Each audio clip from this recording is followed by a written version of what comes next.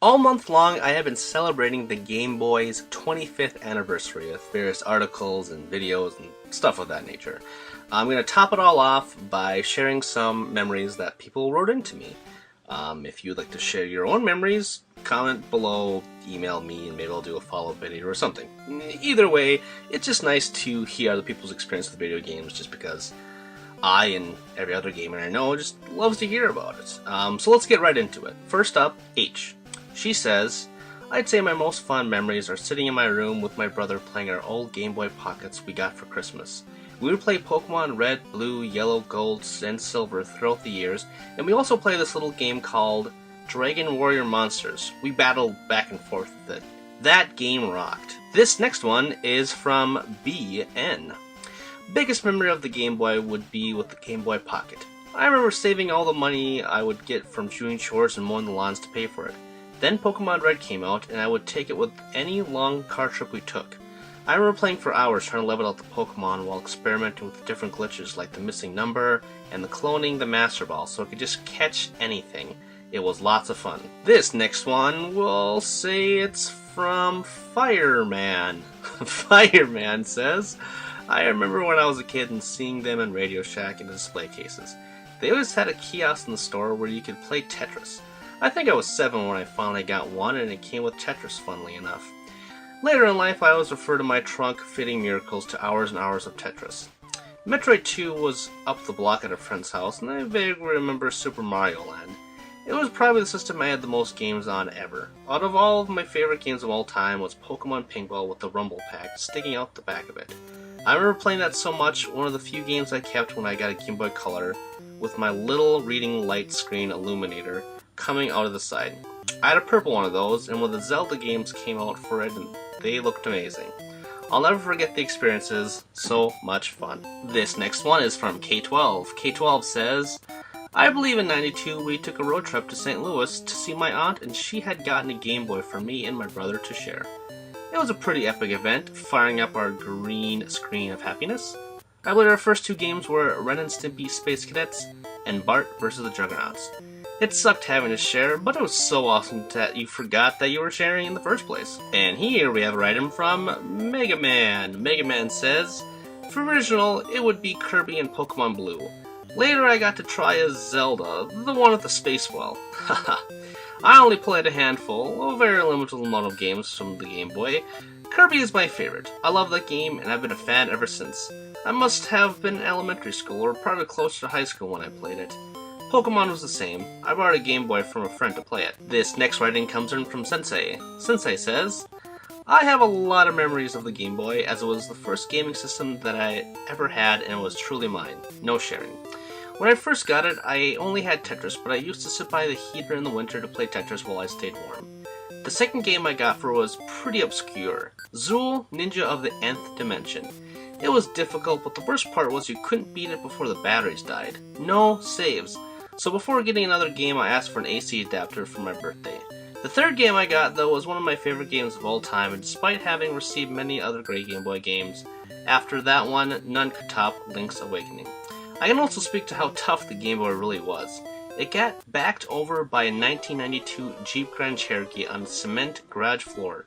Other than the A button being jammed, which was fixed with a screwdriver, and the plastic cover on the screen being cracked, which I removed, it worked just fine. What a beast! And for our last write-in, we got Isis. Isis says, I got a Game Boy Color for Christmas, and it was my first system ever. I'm not even sure how many years ago it had just come out, though. I didn't even know what it was. My grandma thought it looked fun and picked it up for me. And my life was never quite the same. Gone were long, boring car rides and plane rides, and it all cost me a small fortune in AA batteries. My first game was Mr. Game & Watch Gallery, but when I think about my Game Boy Color, the games that stick out most memorably for me were Pokemon Blue and The Legend of Zelda: Link's Awakening. I lost days to both of these games. Embarrassingly, I got like 3 gym battles into Pokemon before I understood how to play the game. I didn't realize how you're supposed to catch Pokemon. Haha. Yay, learning experiences. But once I learned, I lost hours on my adventure to catch them all. Legend of Zelda: Link's Awakening remains one of my favorite Zelda games of all time. I still enjoy playing it. So there you have it. If you were paying attention, you can pretty much see that Zelda and Pokemon were like the two biggest things.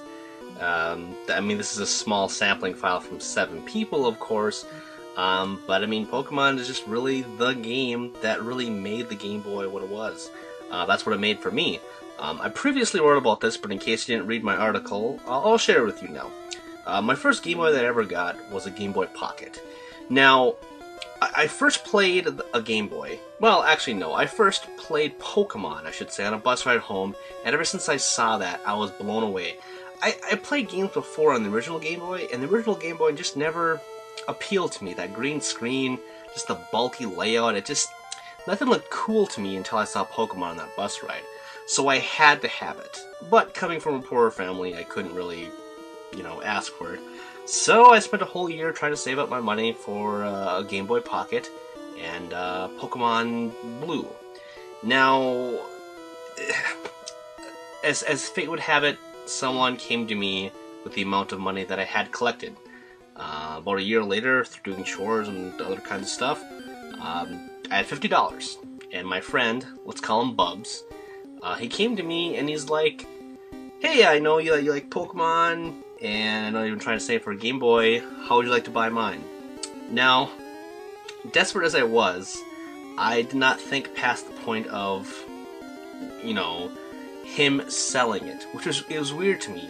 All he wanted was all the money that I had, which was $50. That was fine to him. So he sold me Pokemon Blue, Pokemon Yellow, and his Game Boy Pocket. Now, as you can imagine, you might think that I got gypped. No way I could buy those things for $50 and, still have something that works today. Well, I'm proud to announce that I am the winner of that deal, I should say. And the funny thing is, I'm pretty sure he just needed some money quickly to get drugs. Because, I was 11, I think he's a little bit older, maybe 12 or 13. And I think he just really wanted some drugs, or he needed to play someone off, or I don't know. But, it wasn't exactly the most craziest 100% my way deal. The cover art was scratched off of both games. And the screen protecting the actual screen itself, so the plastic casing covering the screen had been removed. So it looked pretty junky, but before I'm recording this, I tried all my games out, and it still works. Now, I totally forgot that there's an adjustment screen, or adjustment dial on the Game Boy Pocket. So I thought it didn't work. I thought it played music, but it didn't do anything else. But actually, it's kind of like an Etch-a-Sketch, where you can tint up how dark something looks, which is foreign to pretty much half of the audience, I'm sure, that listens to this. All you young kids, there's this thing called an Etch-a-Sketch, and you doodle with the whatever. Anyway, that was my first memory.